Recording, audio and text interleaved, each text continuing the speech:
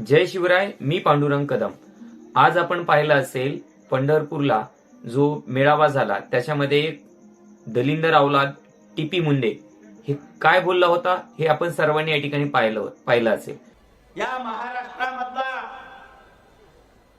OBC बचाव हा एल्गार मेळावा 5वा 6वा मेळावा होतोय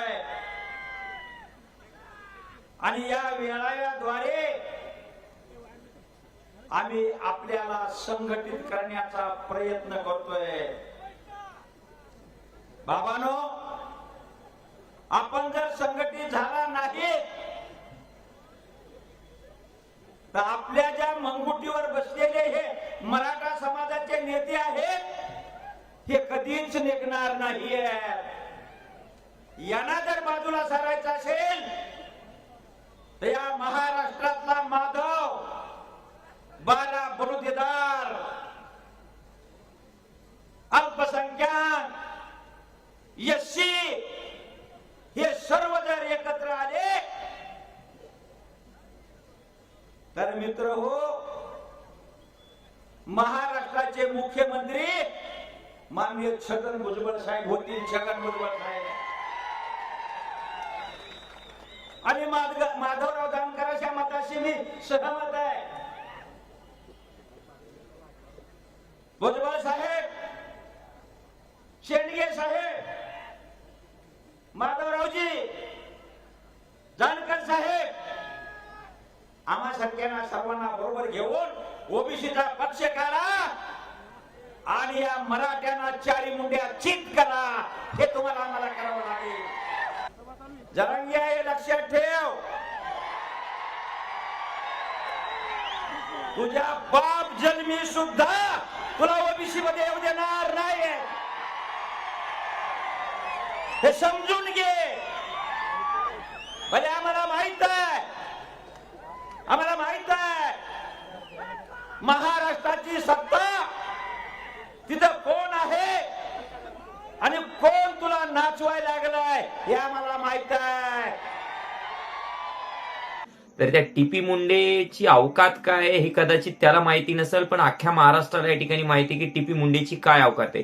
जर टीपी मुंडेच्या अवकातीबद्दल जर आपल्याला बोलायचं झालं तर 2014ला विधानसभेच्या निवडणुकीमध्ये साधे त्याला 14,000 सुद्धा या ठिकाणी मतं पडलेली नाहीयेत. 3 लाख म्हणजे मतदान असणारा मतदारसंघामध्ये ह्या टीपी मुंडेला 14,000 मतदान पडतात. ही त्या टीपी मुंडेची लायकी आहे आणि हा टीपी मुंडे या ठिकाणी आमच्या मराठा समाजाबद्दल या ठिकाणी गरळ ओकताना तुम्हाला दिसतोय. आणि सर्वप्रथम मी सर्वांना सांगू इच्छितो की हा व्हिडिओ मुद्दामून टीपी मुंडेच्या विरोधामध्ये बनवलेला हा व्हिडिओ आहे. कृपया दुसऱ्या कोणीही त्याचा वेगळा अर्थ काढण्याचा प्रयत्न करू नये. टीपी मुंडेंनी जी मचमच केली मराठा समाजाच्या विरोधामध्ये आणि मनोज जरांगे पाटील यांच्या विरोधामध्ये त्याच्या संदर्भात उत्तर देणारा हा व्हिडिओ आहे. कोणीही वैयक्तिक इतर व्यक्तींनी कोणीही त्याच्याबद्दल पर्सनली घेऊ नये ही आपल्याला नम्र विनंती. तर सर्वप्रथम या ठिकाणी जो टीपी मुंडे तो काय म्हणतो की जे त्याच्यात एकंदरीत जे भाषण ऐकलं तर त्या भाषणामध्ये असं दिसत होतो तो टीपी मुंडे भ्रष्टाचारी लोकांना इमानदार म्हणतोय. ज्यांनी 2 वर्ष जेल भोगलेला आहे, ज्यांच्यावरती भ्रष्टाचाराचे आरोप आहेत, अशा व्यक्तींना तो इमानदार म्हणतोय आणि आमच्या मराठ्यांना या ठिकाणी तो गद्दार म्हणतोय. तर मी त्या टिप्याला विचारतो, टीपी मुंडेला, की तुझ्यासोबत काय गद्दारी मराठ्यांनी केली ती एकदा जरा आम्हाला स्पष्टपणे सांग ना. तुझ्या मराठ्यांनी तुझ्यासोबत या ठिकाणी काय गद्दारी केली? तुझ्या कोणी आलं होतं का कुठं घरी? काही त्रास झाला का मराठ्याकडून? काय मराठ्यांनी काय गद्दारी केली ती तू आम्हाला सांग. तू कोणासोबत गद्दारी केली हे सगळ्या दुनियेला माहितीये, म्हणून तू तुला 14,000 मतदान पडली होती. ही तुझी अवकात आहे. आणि तू जे बोलतो ना रस्त्यावरती फिरण्याची जी भाषा करतो ना, तुला आमच्या परळीचा फक्त बाळासाहेब पातळकरच बस झाला मराठ्यांचा. लक्षात आलं का? तू लय हेस ना, ओरिजिनलच नसू, तू लय स्वतःला शहाणं समजतो ना. कशाला मोबाईल नंबर बदलतोस? एकच मोबाईल नंबर ठेव ना.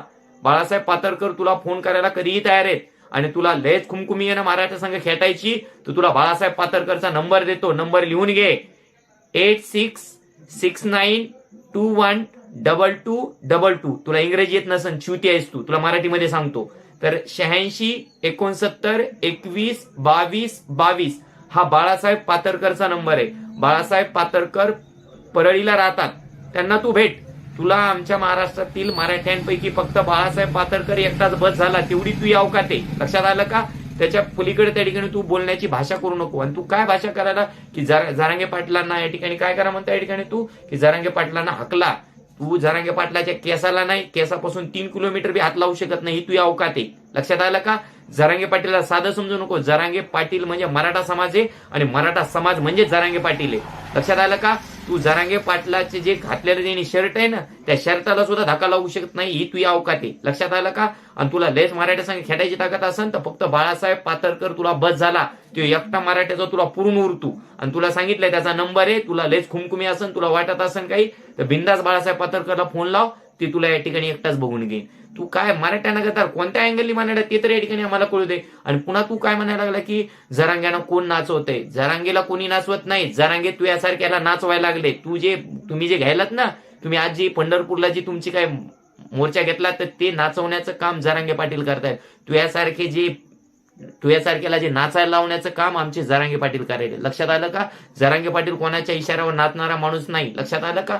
सरकारला सुद्धा या ठिकाणी घाम फोडणारा, सरकारला सुद्धा काम करायला लावणारी व्यक्ती म्हणजे मनोज जरांगे पाटील आहेत. आणि त्यांना तू काय भाषा वापरायला तू अवकात आहे का? तुला आणखीन एक खालच्या भाषेमध्ये बोलावं असं वाटतंय. परंतु मनोज जरांगे पाटील यांनी आम्हाला विनंती केली आहे की बाबांनो, सध्या लढाई अंतिम टप्प्यामध्ये आलेली आहे, थोडं संयमानं भूमिका घ्या. म्हणून आम्ही संयमानी भूमिका घेत आहोत. नाही तर तुझी अवकात सुद्धा तुझी अवकातच नाही. पण कसं आहे, तुला त्या परळीमध्ये काय कुठं महाराष्ट्रात कुत्रही चरित नाही, परंतु तुला स्वतःचा काहीतरी एक मोठं समजून घ्यायचंय म्हणून त्या ठिकाणी मराठा समाजाच्या बाबतीत त्या ठिकाणी तू गरोड ओकत आहेस. आणि तेवढीच तू करू शकतोस. आणि तुला तुझा आकार आम्ही 100% पाहणार आहे, त्यात काही विषयच नाही. आणि त्याबद्दल तुला पण ते सध्याची परिस्थिती नाहीये. पण तुला पुन्हा एकदा विनंती की मराठा समाज आणि मनोज जरांगे पाटील यांच्या बाबतीमध्ये या ठिकाणी बोलताना थोडंसं तारतम्य बाळग. तुझ्या मागं कोण आहे काय आहे आम्हाला दुनियाला माहिती आहे. लक्षात आलं का? परंतु तुला जनसामान्यामध्ये कवडीची सुद्धा किंमत नाही हे सुद्धा अख्ख्या महाराष्ट्राला या ठिकाणी माहिती आहे. म्हणून तू 17 वेळा नंबर बदलतोस. तुझा लय ओरिजिनल म्हणजे तुझ्यामध्ये आहे ना धमक, तर तू तुझा नंबरच बदलायला नाही पाहिजे. एकच नंबर आहे, तोच तू या ठिकाणी कंटिन्यू ठेवायला पाहिजे.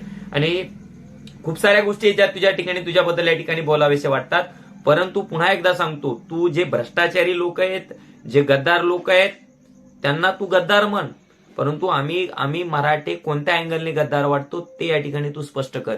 जे भ्रष्टाचारी आहेत, ज्यांच्यावर भ्रष्टाचाराचे आरोप आहेत, जे जेलमध्ये राहिलेले आहेत, त्यांना तू इमानदार म्हणायला, त्यांना तू मुख्यमंत्री कर, नाही तर त्यांची देशाचा पंतप्रधान कर, त्याच्याशी आम्हाला काही देणं घेणं नाही. परंतु मराठा समाजाबद्दल आणि मनोज जरांगे पाटील यांच्याबद्दल जर तू या ठिकाणी बोलत असशील तर तुझी जरा जीभ सांभाळ.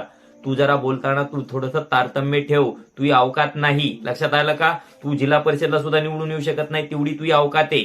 तुला सविस्तर मध्ये आणखीन डिटेलमध्ये निश्चितच बोललं जाईल. पण पुन्हा एकदा तुला सांगतो की तू मोठे म्हणजे तुला अशी सभेमध्ये जर थोडेफार माणसं दिसले, एक तर तुमच्या सभाला माणसंच नसतात, पण इकून तिकून माणसं आली की तुला बी दम निघत नाही. तुला वाटतं की पुन्हा हे माणसं कवा येतात का नाही येत. तुला चिठ्ठी देऊन तुला गप्प बसवावं लागतं, इतका तो खलाशीस तू. या पलीकडेही तुला आणखीन खूप काही बोलण्यासारखं आहे, परंतु तू तसा थांबतो. एक मराठा लाख मराठा.